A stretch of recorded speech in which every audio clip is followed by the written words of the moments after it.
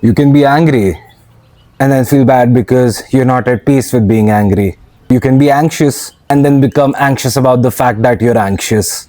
And weirdly enough, spirituality can make all of this much worse. Because now you're not just experiencing whatever you're experiencing, you're watching yourself a little too much, a little too closely, a bit self conscious while experiencing it. And you're thinking, am I being present right now? Am I getting too identified with this? Why am I reacting like that? Shouldn't I be more peaceful? After all, I'm spiritual. I meditate. And suddenly you're suffering about the fact that you're suffering. This is kind of funny if you think about it. Because who decided that this moment was supposed to be peaceful? I didn't get the memo, must have missed it. Maybe that's the question we tend to overlook.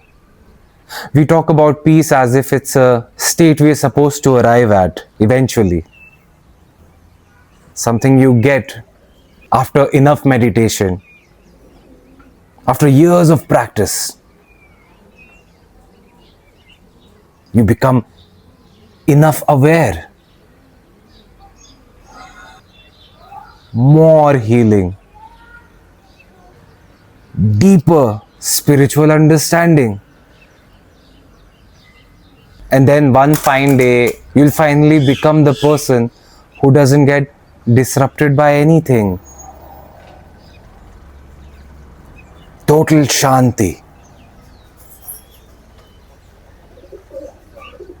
What if that's just another version of becoming someone?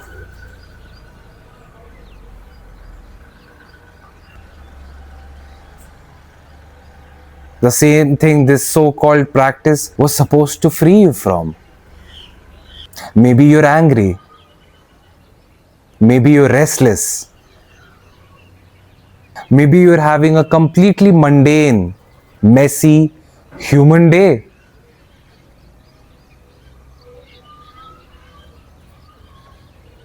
Just like every other living creature on the planet, right now. And none of that is necessarily a problem.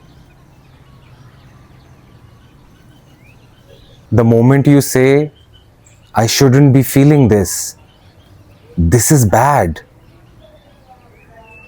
you've already created another layer on top of what's happening.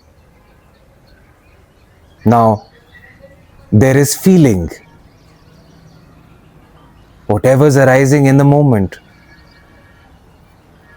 And then there's the fighting the feeling, resisting it. There's the anxiety. And then there's this person who's anxious about being anxious. There's the anger.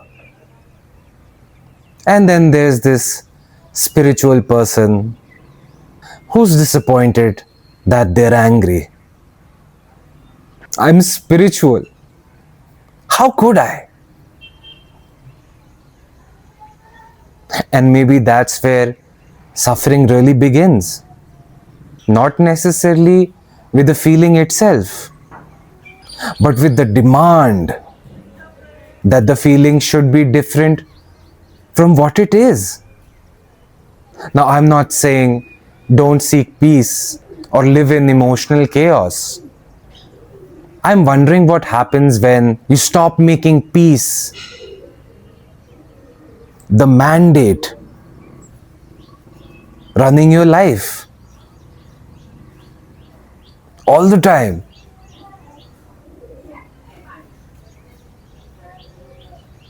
What happens when you're allowed to be exactly the way you are? Even when you're in the moment, not as calm and peaceful as you would like to be. Maybe peace isn't the absence of disturbance. Maybe it's not needing the moment to be any different. than the way it is.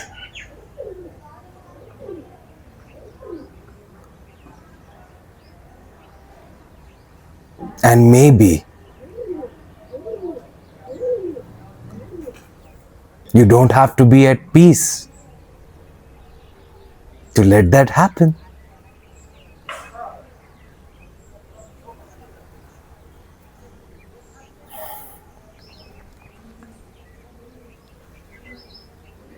If this landed with you, follow along and support the channel if you can.